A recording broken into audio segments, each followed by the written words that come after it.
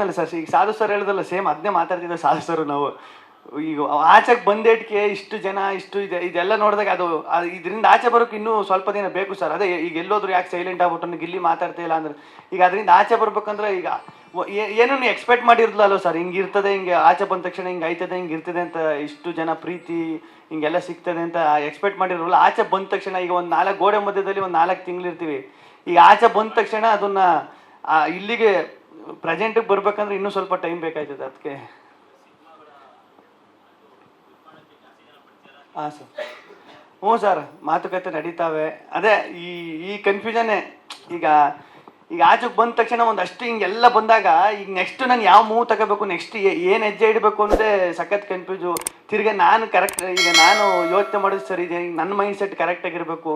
ಈ ಕನ್ಫ್ಯೂಷನಲ್ಲೇ ಪ್ರೊಸೆಸ್ ನಡೀತಾರೆ ಎಲ್ಲ.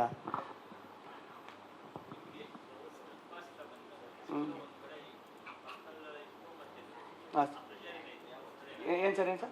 Personal life and professional life ನಡುವೆ ಪ್ರೆಷರ್ ಇದೆಯಾ ಕೇಳ್ತಿದ್ದಾರೆ ಸರ್. ಪ್ರೆಷರ್ ಅಂತ ಏನಿಲ್ಲ, ಏನಪ್ಪ ಅಂದ್ರೆ ಅದೇ ಈಗ ಪ್ರೆಷರ್ ಅನ್ನೋದಕ್ಕಿಂತ ಈಗ ಅದೇ ನಾನು ಮುಂಚೆನೇ ಹೇಳ್ದಂಗೆ ಪ್ರೆಷರ್ ಅಂತ ಅನ್ಸಲ್ಲ. ಅದು ಈಗ ಏನಂದರೆ, ಒಂದು ಜನರು ಇಷ್ಟೊಂದು ಜನ ಇಷ್ಟು ಪ್ರೀತಿ ತೋರಿಸ್ತವ್ರೆ, ಇದೆಲ್ಲ ನೋಡ್ಬಿಟ್ಟು ಖುಷಿ ಒಂದು ಕಡೆ ಆದರೆ ಇದನ್ನ ಹೆಂಗೆ ಉಳಿಸ್ಕೋಬೇಕು, ನೆಕ್ಸ್ಟ್ ಏನು ಮಾಡಬೇಕು ಅನ್ನೋದೊಂದು ಇರ್ತದಲ್ಲ ಸರ್, ಅದು ಯಾವಾಗಲೂ ಕಾಡ್ತಾ ಇರ್ತದೆ.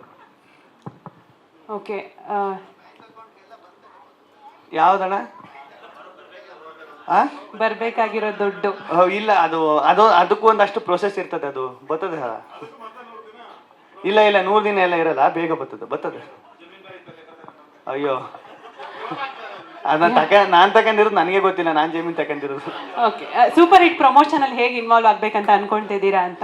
ಅದೇ ಈಗ ಜನರಿಗೆ ಯಾವ ಥರ ತಲುಪಬೇಕು, ಯಾವ ಥರ ಇದು ಮಾಡಬೇಕು, ಅದನ್ನು ಪ್ಲ್ಯಾನ್ ಮಾಡ್ಕೊಂಡು ಮಾಡಬೇಕು.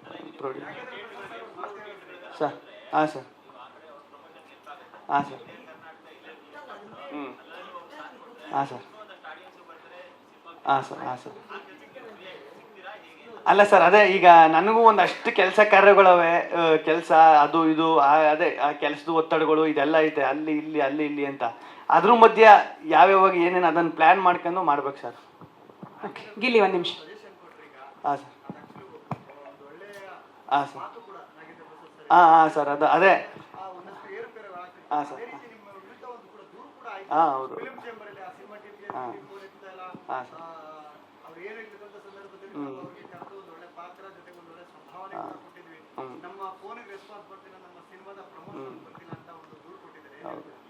ಹ್ಞೂ ಸರ್. ಈಗ ಆ ಸಿನಿಮಾ ಆಗಿ ನನ್ನ ಪ್ರಕಾರ 2.5 ವರ್ಷ ಆಗಿರಬೇಕು. ಅದರಲ್ಲಿ ಆ್ಯಕ್ಟಿಂಗ್ ಮಾಡಿ ನಾನು ಬೈಟ್ಸು ಕಳಿಸಿದೆ ಸರ್.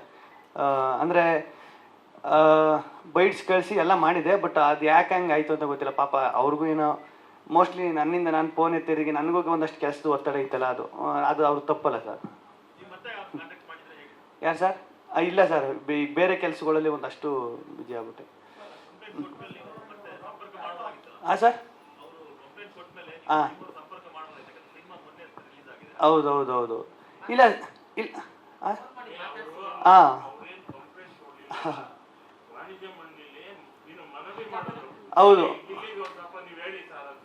ಹೌದು, ಅದೇ ವಾಣಿಜ್ಯ ಮಂಡಳಿಗೆ ನಾನೇ ತಿರ್ಗಾ ಅದಕ್ಕೆ ಇನ್ನೊಂದು ನನ್ನ ಕಡೆಯಿಂದ ಏನು ಇದನ್ನು ಕೊಡಬೇಕು ಅದನ್ನು ಕೊಟ್ಟೆ ಸರ್ ನಾನು ಅಷ್ಟೇ.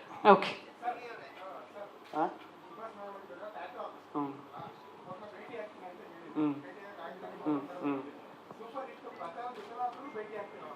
ಇಲ್ಲ ಸರ್, ಮೊನ್ನೆ ತಿರ್ಗಾ ನಮ್ಮ ಚಾನಲಲ್ಲಿ ಇದನ್ನ ಒಂದು ಅದಕ್ಕೆ ಅವ್ರನ್ನೆಲ್ಲ ಕರೆಸ್ಬೇಕು ಅಂತಲೇ ಒಂದಷ್ಟು ಜನರನ್ನ ಕರೆಸೋಕ್ಕೆ ಅದರಲ್ಲಿ ಅವರು ಫೋನ್ ಹೋಗಿ ಮಾಡಿದ್ರಂತೆ. ಅವರೇನೋ ಆ ಟೈಮಲ್ಲಿ ಸಿಕ್ಕಿಲ್ವಂತೆ.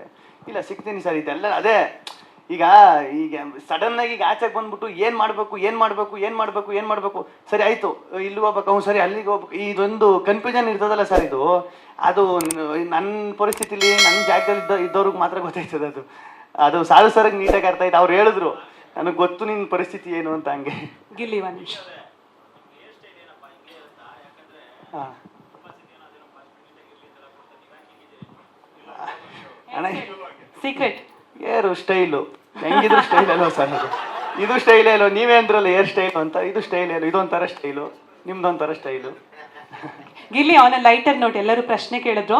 ನಿಮ್ದೊಂದು ಡೈಲಾಗ್ ಇದೆಯಲ್ಲ, ಮಾಮೂಲಿ ತುಂಬಾ ಕಡೆ ಹೇಳ್ತೀರಾ, ಅದು ಉದ್ದ ಡೈಲಾಗ್ ಇದೆಯಲ್ಲ, ಯಾವ್ದಂತ ನಾನು ಹೇಳಲ್ಲ, ನೀವ್ ಹೇಳ್ಬೇಕು. ಸುಮಾರು ಹೇಳಿದೀನಿ ಮೇಡಮ್. ಸರಿ, ಯಾವ್ದು ಹೇಳ್ತಾನ?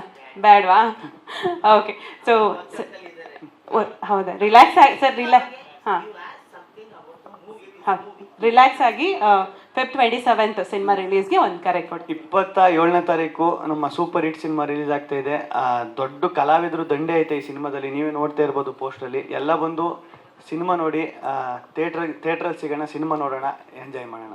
ಲೇಟೆಸ್ಟ್ ಹಾಗೂ ಇಂಟ್ರೆಸ್ಟಿಂಗ್ ಸುದ್ದಿಗಳಿಗಾಗಿ ಬಾಸ್ ಟಿವಿ ಕನ್ನಡ ಚಾನೆಲ್ನ ಸಬ್ಸ್ಕ್ರೈಬ್ ಮಾಡಿ. ಹಾಗೆಯೇ ಬೆಲ್ ಐಕಾನ್ ಪ್ರೆಸ್ ಮಾಡಿ. ಇದರ ಜೊತೆಗೆ ಫೇಸ್ಬುಕ್, ಇನ್ಸ್ಟಾಗ್ರಾಮ್, ಎಕ್ಸ್ನಲ್ಲೂ ಮಿಸ್ ಮಾಡದೆ ಫಾಲೋ ಮಾಡಿ.